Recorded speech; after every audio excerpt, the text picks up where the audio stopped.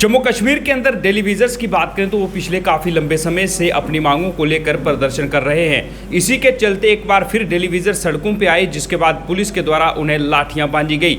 Televisions सचिवालय का घेराव करना चाहते थे, लेकिन उससे पहले पुलिस ने उन्हें रोकने की कोशिश की। जब वो नहीं रुके तो पुलिस ने उन पर लाठीचार्ज किया, जिसके बाद कई टेलीविजन्स जो है वो घायल भी हुए और कई टेलीविजनों की आंखों में आंसू भी आए। और टेलीविजन एक ही सवाल पूछ रहे हैं कि हम पिछले काफ़ी लंबे समय से अपनी मांगों को लेकर प्रदर्शन कर रहे हैं और इसके साथ साथ विभाग को अपनी सेवाएं दे रहे हैं, लेकिन अभी तक हमारे मामलों को हल नहीं किया गया है। अब आम आदमी पार्टी की बात करें तो आम आदमी पार्टी की जब पंजाब में सरकार आई और उसके बाद जम्मू कश्मीर में भी जो टेलीविजन थे उनकी एक उम्मीद बधी, क्योंकि पंजाब के अंदर टेलीविजन को परमानेंट करने की बात जो थी वो पंजाब के मुख्यमंत्री ने मुख्यमंत्री बनने के बाद सबसे पहले कही। इस सब पर हम चर्चा करेंगे और चर्चा करने के लिए इस वक्त मेरे साथ तरनजीत सिंह टोनी मौजूद है, जो कि आम आदमी पार्टी के नेता हैं। सर, स्वागत करूँगा सबसे पहले। शुक्रिया। तरनजीत जी, क्या कहेंगे जिस तरह से टेलीविज़न 20, 21, 22 साल से वो लोग अपनी सेवाएं दे रहे हैं विभाग को, लेकिन उसके बाद जब वो प्रदर्शन करते हैं पुलिस लाठियां बांधती है, कई टेलीविज़नों की आंखों में हमने आंसू देखे, कई लोग घायल हुए, क्या कहना चाहेंगे सर? देखें, बीजेपी का इतिहास रहा है, इन्होंने आज पूरे देश की बात है, पूरे देश में आप देख सकते हैं जहाँ जहाँ कोई अपने हक की, इंसाफ की आवाज़ उठाएगा उसको लाठी बांधी। ये कोई नया काम नहीं किया टेलीविजनों के साथ। इन्होंने पीछे जो बॉर्डर बटालियन वाले थे उनके साथ क्या किया, उन बच्चों के साथ क्या किया, इन्होंने जो कोरोना वॉरियर्स थे उनके साथ क्या किया। तो ये कोई नया काम नहीं कर रही है। बीजेपी जो है ये अनडेमोक्रेटिक पार्टी है। ये डेमोक्रेटिक राइट्स जो हम इस देश को संविधान में मिले हैं, ये उनको आज क्रश करने पे उतरारू है। आज ये चाहते हैं कि कोई इनका विरोध ना करे, कोई इनके खिलाफ ना बोले। सीबीआई, ईडी हर जगह रेड कर देगी, लेकिन कल या परसों में शायद उसने शेख शकील जी ने एक करोड़ों का घपले का अनावरण किया, उसको दिखाया लोगों के सामने कि कैसे J&K बैंक का लोगों की पैसा है, वो उनको लूटा गया है बीजेपी के लीडरों द्वारा। है किसी में दम के भाई उन पे जाके कोई कार्रवाई करे? है अगर निष्पक्ष पर भी आएंगे उस पर तरनजीत जी, उस पर भी आते हैं। सबसे पहले टेलीविजन जो है उनके मुद्दे पर रहेंगे। जिस तरह से आप कह रहे हैं कि उन पर लाठियां बांधी गई हैं, लेकिन जम्मू कश्मीर के अंदर बीजेपी के पहले भी तो सरकारें रही हैं ना। अगर PDP बीजेपी रही, नेशनल कॉन्फ्रेंस और बीजेपी रही, नेशनल कॉन्फ्रेंस और कांग्रेस यहाँ कभी नहीं रही, यहाँ रही है नहीं रही, सिर्फ ना इधर सिर्फ एनडीए और नेशनल कॉन्फ्रेंस की तो ये, लेकिन ये हमारे साथ यहाँ नहीं। वो दिल्ली की सरकार अलग थी, जम्मू कश्मीर में एक ही सरकार बीजेपी के साथ बनी है, पहली बार इतिहास में वो बनी है PDP के साथ। कांग्रेस NC की सरकार भी रही होगी। उस समय के लोगों ने इन टेलीविजनों का भला क्यों नहीं किया? उन्होंने तो टेलीविजन लगाए। अरे क्या बात करते हो, उन्होंने तो भूखे को रोटी दी। ये जो थोड़ा बहुत मिल रहा है ये उन्होंने तो दिया। ये तो टेलीविजन भी लगा के राजी नहीं है, ये तो निकाल रहे हैं उन टेलीविजनों को। ये बीजेपी है जनाब। अंग्रेजों ने जो इस देश में नहीं किया, रोटी पे टैक्स किसने लगाया? ये 56 इंच के सीने मोदी जी ने लगवाया, मोदी जी की सरकार ने लगाया। तो जनाब ये अनडेमोक्रेटिक पार्टी है और मैं समझता हूँ कि PHE वालों को और मजबूत हो जाना चाहिए और अपनी पीठ सख्त कर लेनी चाहिए, क्योंकि ये लाठियाँ बांधने से बाज नहीं आएंगे। लेकिन आज़ादी यूं ही नहीं मिली थी।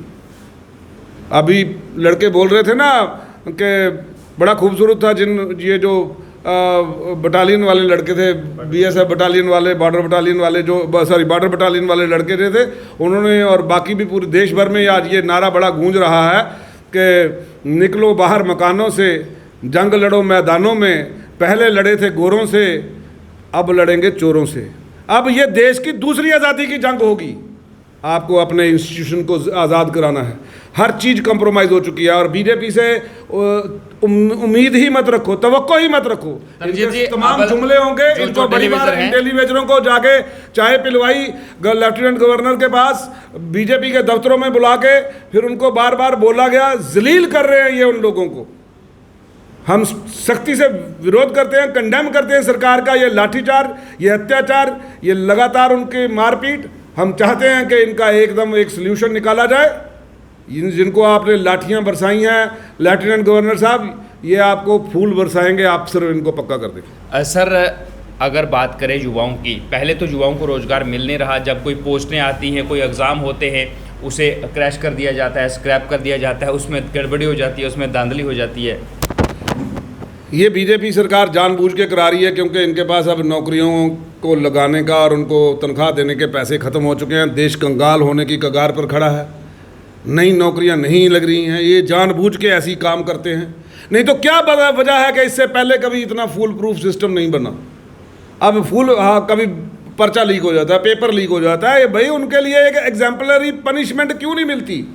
क्यों सीबीआई उसको उसका टाइम फ्रेम के अंदर उन लोगों को बीजेपी के नेता ये भी कह रहे हैं कि धांधलियां पहले भी होती थी, पहले जांच नहीं होती थी, अब जांच हो रही है।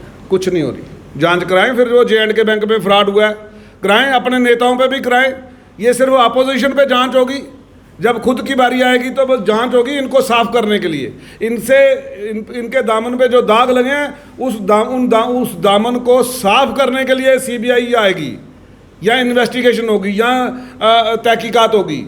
लेकिन मैं कह रहा हूँ 23 लाख रुपए का कोई एक किसी की इरेगुलरिटीज़ हैं, वहाँ पे सीबीआई छापा मार रही है। जहाँ पे कोई तकरीबन 31 करोड़ का लोन है, वहाँ पे सीबीआई नहीं जा रही है। देश के 2 कानून बन चुके हैं, अमीर रसूखदार और जो बीजेपी का है उसके लिए अलग कानून है, और बाकी सारे हिंदुस्तान के लिए, गरीबों के लिए और अपोजिशन के लिए एक अलग कानून है। एक सवाल और है कि अगर वाकई में बीजेपी से लोग दुखी हैं, बीजेपी की सरकार अच्छा काम नहीं कर रही है, बीजेपी नेता लोगों की बात नहीं सुन रहे हैं, तो फिर जब इलेक्शन होता है तो फिर बीजेपी की जीत क्यों हो जाती है?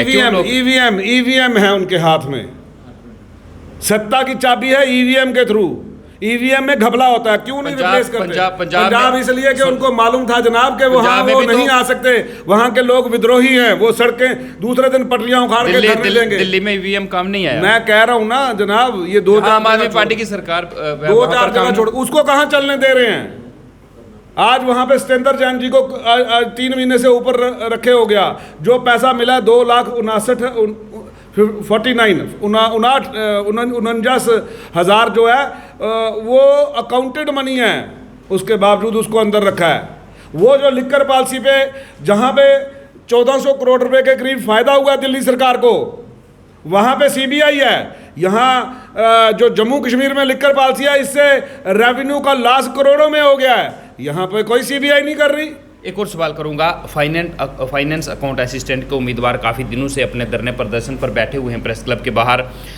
वो ये कह रहे हैं, हालांकि सरकार की तरफ से कोई आर्डर नहीं आया, लेकिन वो ये कह रहे हैं कि उनकी पॉलिसी स्क्रैप ना की जाए, क्योंकि जिस तरह से JK की पोस्टों में स्कैम हुआ उसे स्क्रैप किया गया। इन लोगों को भी डर है। हालांकि ये कह रहे हैं कि सरकार की तरफ से कोई आदेश तो नहीं आया, वो अपनी मांगों को लेकर लगातार कह रहे हैं कि इसे स्क्रैप ना किया जाए। किस तरह से आप देखते हैं कि जो बच्चे हैं, जो मेहनत करके आए हैं, वो भी सफल हो जाए, उन्हें भी नुकसान ना हो, और जो गड़बड़ी करके आए उन्हें भी सजा मिले? मैं समझता हूं कि इनकी जो जायज़ मांगे हैं उनको पूरा माना जाए, सरकार माने, और बाकी साथ ही साथ जो करप्ट प्रैक्टिसेस हुई हैं उनको कीलने के लिए, उनको बंद करने के लिए जो भी पुख्ता इंतजाम करने हैं वो किए जाए।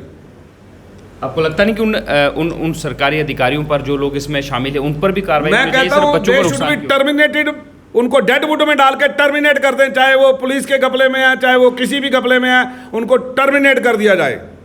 क्योंकि आज मैं कहता हूँ माइनिंग है, माइनिंग के ऊपर देखें ना, माइनिंग डिपार्टमेंट से लेके ऊपर तक जितने हैं कमिश्नर सेक्रेटरी बैठे, आप इनके ऊपर एक बार गाज गिराएं ना, कोई बड़ी मगरमच्छ भरे। रोज कोई छोटा पटवारी, कोई छोटा क्लर्क पकड़ के तो आप समझते हैं कि ACB बहुत बड़ा काम कर रही है। ACB पकड़े ना J&K बैंक के फ्रॉड को जो किया है, वहाँ पे नहीं ACB की टांगें कामती हैं, ACB की करे ना ACB वहाँ पे काम। टोनी साहब, अगर जम्मू कश्मीर के अंदर आम आदमी पार्टी की सरकार बनती है तो क्या इन सब हालातों को आम आदमी पार्टी की सरकार ठीक कर देगी? पहले फैसलों में ये सारे लोग पक्के होंगे जो आज डेली वेजर हैं। पहले फैसलों में पंजाब में हमने इलेक्शन से पहले बोला था, आते ही इलेक्शन में उसी वक्त जो 35,000 के करीब जितने भी डेली वेजर थे सबको पक्का किया कि नहीं किया? बताएं आप। हुआ है ना? तो हमने जो कहा है वो करके दिखाया है। केजरीवाल जी जुमला नहीं बोलते, वो गारंटी देते हैं। उन्होंने गारंटी दी थी कि ये हो जाएगा, वो हो गया। लोगों के लिए नौकरियां निकलेंगी, 26,000 के करीब नौकरियां निकाली वहाँ पे। तो यहाँ पे भी होगा। लोगों को सिर्फ चाहिए कि इस बार सिर्फ और सिर्फ झाड़ू पे मोहर लगाएं। और दूसरी बात, अगर आपको इंसाफ चाहिए, इस देश में सिर्फ एक ही विकल्प बचा है, एक ही नेता है जो गरीबों के हक में सोच रहा है, और वो जो करप्ट लोगों के खिलाफ है वो है केजरीवाल एंड ओनली केजरीवाल। आप बहुत बहुत शुक्रिया टोनी साहब। शुक्रिया। ये थे तरनजीत सिंह टोनी, जो कि आम आदमी पार्टी के नेता हैं। ये हमसे बातचीत कर रहे थे, और जिस तरह से टेलीविजर्स के ऊपर लाठियां बांधी गई पुलिस के द्वारा, उनकी आंखों में आंसू थे। वो ये कह रहे थे कि 20-20 साल से वो इस विभाग को अपनी सेवाएं दे रहे हैं, उनसे वादे भी किए गए कि आपकी मांगें जायज़ हैं, फिर वो मांगें पूरी नहीं की गई, और जब वो हक के लिए सड़कों पर निकले तो उन्हें लाठियाँ बांध दी गई। सवाल एक ही है कि आखिर क्यों सरकार जो वादे किए गए हैं उन्हें पूरा नहीं कर रही है। तरनजीत सिंह टोनी का साफ तौर से ये कहना है कि जम्मू कश्मीर में अब लोगों का भला सिर्फ और सिर्फ आम आदमी पार्टी ही कर सकती है, और आम आदमी पार्टी ही लोगों का भला करेगी।